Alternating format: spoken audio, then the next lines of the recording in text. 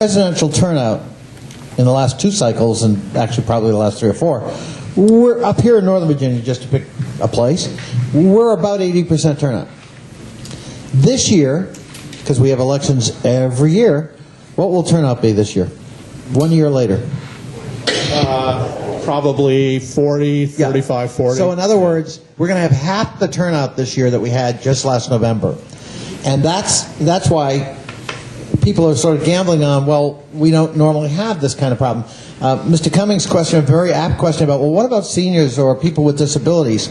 Well, in a low turnout election, no problem. We can give you door-to-door coverage. We'll just come right out to your car. We have a mobile unit, and you can cast your vote without leaving your automobile. But on November 6th, I was at River Oaks, where Reverend James voted, and that was supposed to be the case. But good luck in trying to get the message into the school. We got somebody out here who needs special attention.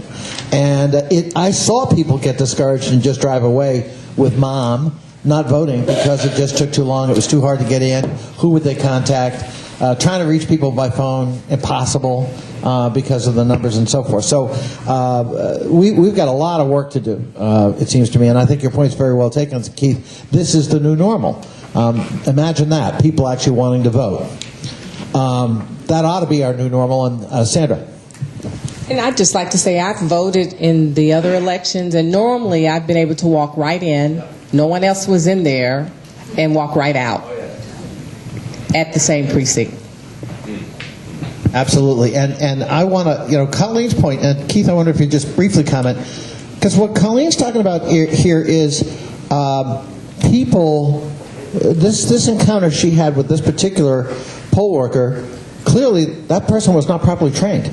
Not even trained in Virginia law. Colleen, who'd moved here from California, knew more about our law than that poll worker. Colleen, you want to talk about that?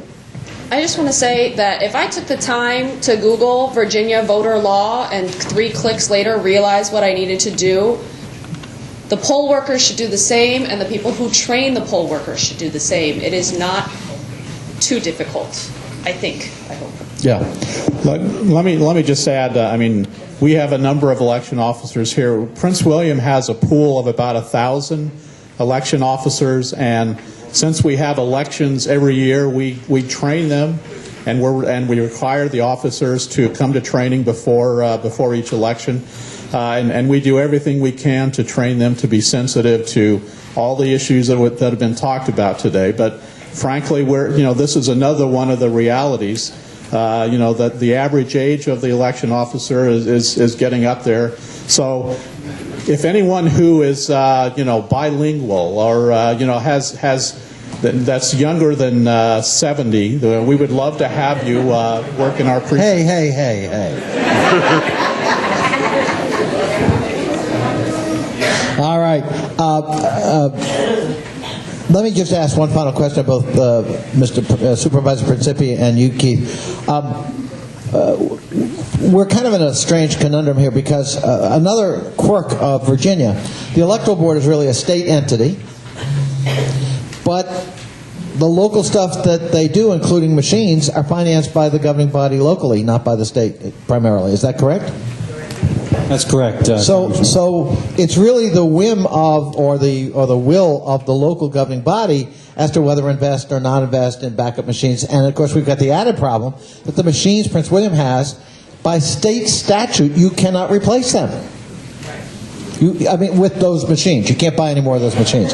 So you're kind of hoping you can get by financially by cannibalizing and so forth. But meanwhile, that also contributes to the long lines because we don't have sufficient machines, and we have no backup at all in Prince William County. Yeah, and clearly, and with all due respect to my colleague, Mr. Scarborough, clearly, there was not enough. There was not enough machines. There was not enough training. There was not enough absentee hours.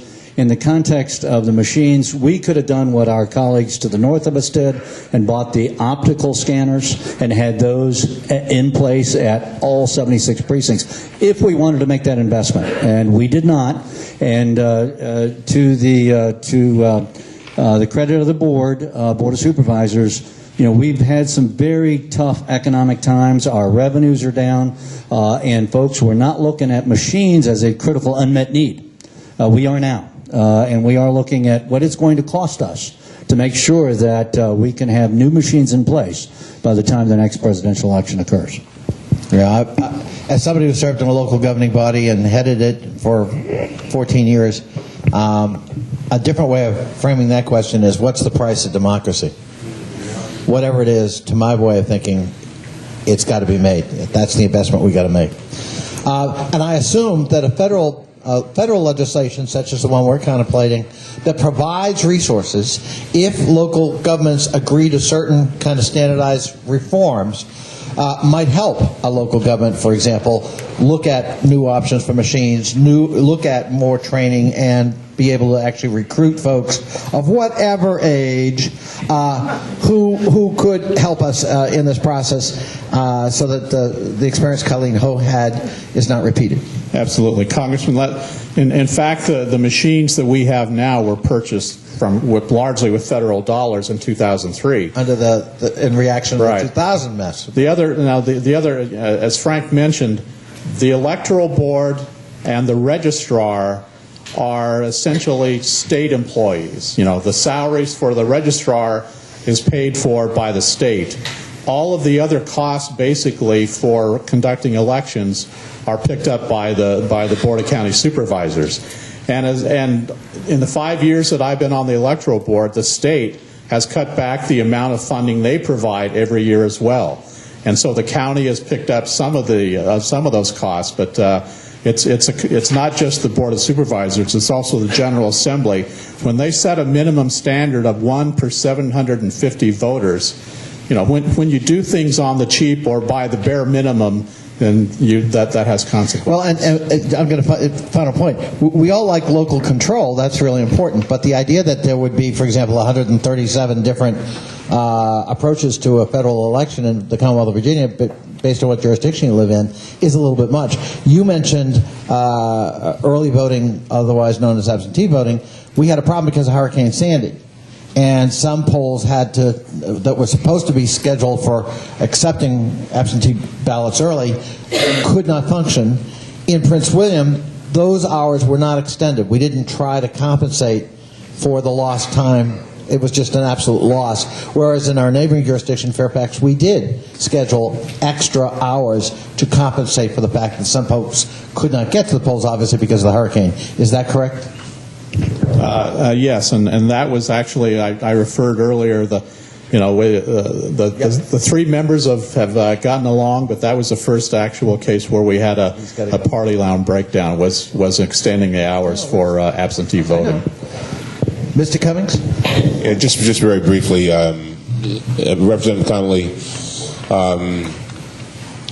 as I've listened to the testimony, one of the things that I hope that we take away from this is that we don't want the experience of Reverend James and Ms. Ho to become the norm. That's right. See, we really do have to protect this democracy we have. This is our watch. And what happens is that, like I said from the very beginning, if you can let things slip and slip and slip. And the next thing, it becomes the expectation of voters to go and wait for 4 and 5 hours. It becomes the expectation to have to leave after you've been there for 3 or 4 hours. It becomes the expectation that seniors are not going to be able to get their vote in. And so that, we want to be the example for the world. Let me tell you, and the thing in doing your predictions, Mr. Scarborough, you have to. I hope the boards will keep in mind that Virginia has now, whether you like it or not, become a very, very important state. I ran the Obama campaign in Maryland twice, and as the chairman, and I can tell you that we sent hundreds of people from Maryland into Virginia because Virginia is just that important, and so it becomes very. I think people need to understand that a lot of attention, probably from now for a long time, is going to be paid to Virginia, and so they're going to be. Unfortunately, they're going to get ads. Hello, and they're going to be bombarded with folks. And so people are going to probably come out. But, Congressman Connolly, you made a good point. I guess you have to you got to look at what election you're talking about. Because the election coming up, like you said, you may have 40%, and then you may move to a presidential election where you have 80%. But it seems like we ought to be able to base our what we put machinery and people on data. I think we probably have enough data to try to figure out worst case scenarios and then adjust to whatever that might be. Do you think so, Mr. Scarborough? Absolutely, and in fact, since this was the first election that anyone can remember where we had such long lines at the end of the day, I mean, we're gathering a lot of data now that we've never had to in the past. For example, the task force that Supervisor Principe mentioned. I mean, we have several members of the task force. One gentleman who's here, who's a chief in one of our precincts. He is compiling information on how many voters voted per half hour, per hour, trying to quantify how long it took to process a voter at River Oaks compared to a voter out on the west end of the county. So we are gathering all that kind of information. It's going to help us make the case when we go back before the Board of Supervisors and to the General Assembly saying, well, obviously the machines we have now don't cut it. We need a whole new generation, and we're going to need more machines to plan for the new Virginia and the higher turnout we're going to expect in presidential elections. Thank you very much, and let's give a warm thank you to our first panel. Thank you so much.